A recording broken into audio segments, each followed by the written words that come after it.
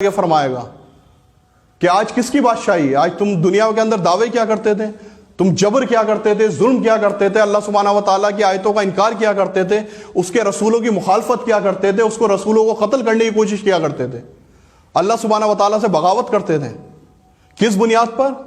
تم سمجھتے تھے کہ تم حکمران ہو، تم بادشاہ ہو۔ اللہ سبحانہ و تعالیٰ نے دنیا کے اندر ذرا سی تمہیں ملکیت دے دی، اللہ سبحانہ و تعالیٰ نے تمہیں دنیا کے اندر ذرا سی دولت دے دی، اللہ سبحانہ و تعالیٰ نے تمہیں دنیا کے اندر ذرا سا منصب دے دیا، تو تمہارے اندر اکڑ آ گئی، تمہارے ذہن میں یہ بات پیدا ہو گئی کہ میں ہی سب سے بڑا ہوں، میرے آگے کس کی کیا حیثیت ہے، میرے آگے کسی کی کیا اوقات ہے، تم اپنے آپ کو اونچا سمجھنے لگے، تمہارے دل کے اندر تکبر آ گیا۔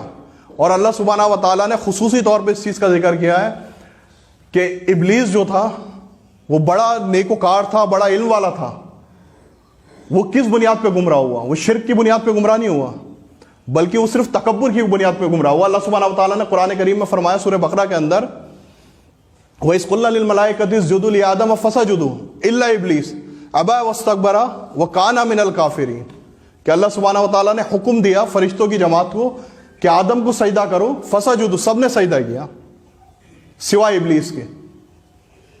ابا واستکبر، یہ بڑی سخت بات ہے، اور اپنے ذہنوں کے اندر اس بات کو بٹھا لیں کہ اس نے تکبر کیا، وہ کانا من الکافرین، اور وہ کافروں میں سے ہو گیا۔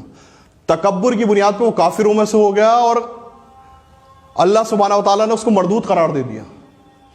کیوں؟ کیونکہ اللہ سبحانہ و تعالیٰ نے فرمایا، اللہ کے رسول صلی اللہ علیہ وسلم نے فرمایا کہ اللہ سبحانہ و تعالیٰ متکبر ہے، وہ تکبر والا ہے۔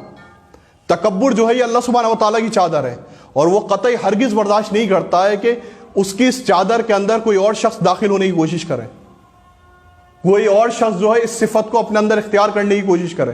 کیوں؟ کیونکہ تکبر کیا جاتا ہے حقیقی چیزوں کے اوپر، اور دنیا میں کائنات کے اندر کوئی بھی شخص ایک ذرے کا بھی حقیقی مالک نہیں، کوئی یہ دعویٰ نہیں کر سکتا کہ یہ چیز ہمیشہ میرے پاس رہے گی، یہ حکمرانی ہمیشہ میرے پاس رہے گی۔ دنیا میں بڑے بڑے بادشاہ گزرے ہیں، بڑے بڑے حکمران گزرے ہیں، جنہوں نے بہت اونچے اونچے بڑے بڑے دعوے کیے، اور آج ان کا کیا حشر ہوا؟ سکندر دنیا فتح کرنے کے لیے نکلا تھا، اور سکندر کے بارے میں جو تحقیق آئی ہے اس سے یہ پتا چلا ہے کہ اس کی جو موت ہوئی تھی وہ ملیریا کی وجہ سے ہوئی تھی، ایک مچھر کے کاٹنے سے۔ اللہ سبحانہ و تعالیٰ نے کس قدر ذلیل کیا تکبر کرنے والوں کو، کہ جو دعوے کر رہے تھے کہ دنیا میں حکمرانی کے، دنیا میں جبر کرتے تھے، اور اللہ سبحانہ و تعالیٰ نے دنیا کی سب سے حقیر ترین مخلوق جو ہے مچھر، اس کے ذریعے ختم کر دیا۔ تو تکبر اگر کسی کے دل میں ذرا سا بھی آ جائے، اللہ کے رسول صلی اللہ علیہ وسلم نے فرمایا کہ جس کے دل میں رائی کے دانے کے برابر بھی تکبر ہوگا وہ جنت میں داخل نہیں ہوگا۔ کسی بھی چیز پہ تکبر، حسن کے اوپر تکبر، مال و دولت کے اوپر تکبر۔ اکثر میری بات چیت ہوتی ہے تو میں میرے جان پہچان کے جو لوگ ہوتے ہیں میں ان سے ذکر کرتا ہوں کہ اکثر ہم لوگ کیا کرتے ہیں کہ ہم لوگوں کے نام رکھ دیتے ہیں کہ بھائی فلاں ٹھنگنا ہے، فلاں کالا ہے، فلاں کے اندر یہ عیب ہے۔ تو یہ نام بھی دینا یہ بھی تکبر کی پہچان ہے، اور نعوذ باللہ یہ اس سے بھی بڑھ کر کہ آپ اللہ کے تخلیق کا مذاق اڑا رہے ہیں۔ کسی شخص کو وہ قد کس نے دیا؟ کسی شخص کا وہ رنگ کس نے بنایا؟ کسی شخص کو اس نسل، اس خاندان کے اندر کس نے پیدا کیا؟ اللہ سبحانہ و تعالیٰ نے پیدا کیا۔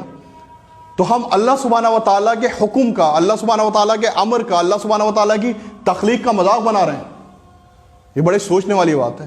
کہیں ایسا نہیں ہو کہ ہم 5 وقت کی نمازیں پڑھتے ہوں، زکوٰۃ دیتے ہوں، بڑے بڑے دینی کاموں میں آگے بڑھ چڑھ کر رہتے ہوں، لیکن چھوٹی چھوٹی چیزیں ایسی ہوں جن کا ہمیں اندازہ بھی نہیں ہو، اس میں تمام